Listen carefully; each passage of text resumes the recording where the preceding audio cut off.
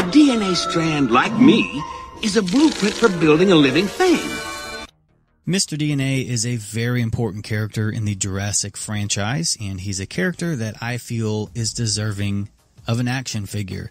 So in the video today, I'm going to show you how to make your very own superposable bendy wire Mr. DNA action figure. We have a lot to go over, so let's go ahead and get started. So the first thing that you're going to need is this container of beads. Now I found this at Walmart in the store, but upon doing some Google researching, I also found that it was available on Amazon and eBay. I will leave links down below for those listings. That way you guys can go and check them out if you can't find them in stores. But you're going to want this packet because it contains all the colors that Mr. DNA is made up of. Now our Mr. DNA figure is going to need a skeleton on the inside. Now this is a metal wire that you can find in the picture hanging department at Walmart or on Amazon, eBay. Just search for metal wire. And you're going to want to get this metal wire and snip it into two sections.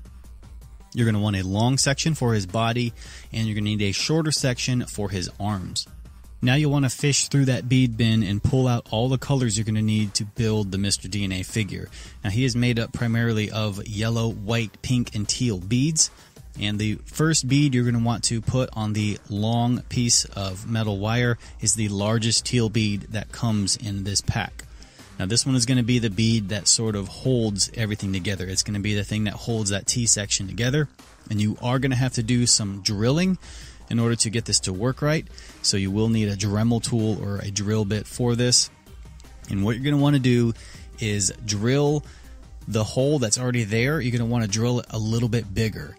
That way the metal wires don't rub against each other. They actually have room to sort of move around. And then you're going to want to turn the bead around and drill a hole on the opposite side. That way the metal wires can cross on the inside.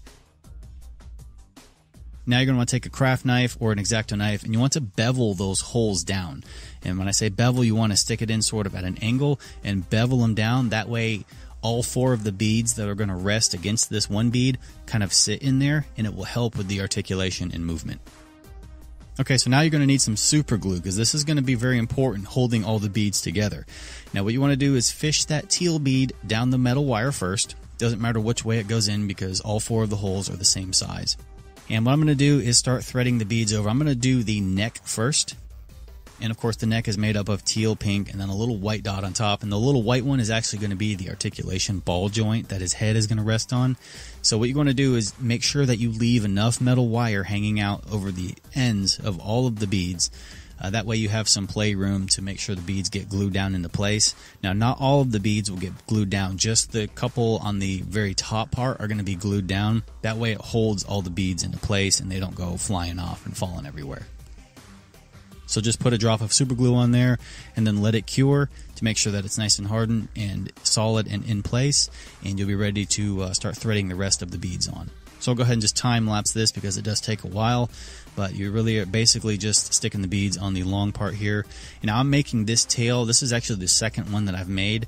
The first one I made the tail a little bit shorter and he had some trouble sort of standing up on the tail. So I'm making the tail on this one a bit longer. That way it can actually wrap around and give him a nice solid base to stand on. So the bottom tip of the tail is going to get glued down, and then I'm going to let this cure, let the glue dry, and then come back and we'll throw the arms on. So the arms are basically the same thing. I'm starting out with a small yellow one up front. That's where basically the shoulder is going to be. And then I'll just thread the rest of the beads on and then glue the beads on either end down. That way it holds everything into place. And that yellow bead is going to rest inside that beveled hole. And I'm going to glue the bead down, but not the metal wire. That way it can still move around and bend and everything. So Mr. DNA's head is going to be a bit of a challenge, right? We have to figure out a way to practically make this head so it can almost be translucent, because in the movie, you know, his eyes and his mouth and eyebrows just kind of float there above his body because he doesn't really have a head. So it's kind of hard to do this, without an actual physical head. So what I decided to do was sculpt him with epoxy sculpt the head. And this is a 2-part epoxy putty similar to Milliput, so I recommend getting this or some Milliput for this project. But if you don't have access to those things, and if you have some Sculpey oven baking clay or anything like that, that'll work just fine. You just need something to make that can be solid so we can make a mold of this thing. So now I poured a liquid silicone mold out of this stuff with Smooth On, but that's really expensive. Here's the cheaper way to do it. You take your cornstarch and you take your 100% all-purpose silicone, and you're going to make yourself some proto putty, which is just a silicone mold, and you're going to make yourself an old-fashioned push mold. So let's just say, for the sake of argument, the clay is the silicone. After you've made it, you're going to push your Mr. DNA head down into that silicone. That way you get a nice little impression down in there. Make sure you push the silicone up all over the sides and get it right in there. And then you can pop the Mr. DNA head out, and you've got a mold here that you can now pour a translucent cast with. Now, the easiest and cheapest way to make a translucent copy of Mr. DNA's head is to use hot glue. And you just hot glue all up in the mold, making sure you get all up into the nooks and crannies and stuff like that. And this will be a great sort of cheap and easy way to make a translucent head. Now, normally I would use clear resin, but resin is very expensive, and we're trying to do this on the cheap. So the hot glue, when you get it in there, you want to roll it around and make sure you get it all into the little nooks and crannies and the eyeball area and the mouth area and his eyebrows. You want to make sure you don't have any bubbles or any empty areas that are going to cool and leave sort of a notch taken out of the head. But fortunately, hot glue is really inexpensive, and you can do multiples of these. So once the hot glue is cooled, which only takes a few minutes to do that, you can pop your Mr. DNA head out, and you have a translucent copy of your Mr. DNA head, and now it's ready for paint. Mr. DNA's paint apps are super basic. He has, of course, a black mouth, black eyebrows. You can paint his eyeballs white, give him little black pupils, paint his teeth white, and then he has a little red tongue right there on the bottom, depending on how you sculpt him. And once all the paint is dry, then we can go in here and we can clip off all of that excess metal that we have hanging off on the head. And boom, there he is. Look at this guy. And he's got all sorts of articulation. He can move around and look around. And now I had originally made this one over here on the left. You can see he actually has fingers on his hands, right? Now this was my prototype that I made first in preparation for this video. And I learned a lot while I was making this first Mr. DNA figure. And look, you see his arms spin around. He's got spinning action, you know. That's not intentional. He just spins around like that. But I made this one first, and I didn't cover the hands that I did on this one because they are a little bit more complicated to do, but I will go over it just real quick. That way you guys can sort of get a general idea of how to do the hands if you want to go down that route. Now, I took 2 of the yellow beads and actually sculpted little fingers on them using the epoxy sculpt, and then I let that cure. And then I gave him a coat of super glue to really harden the fingers down to the tip on the hand. And then I poured a silicone mold of the hands.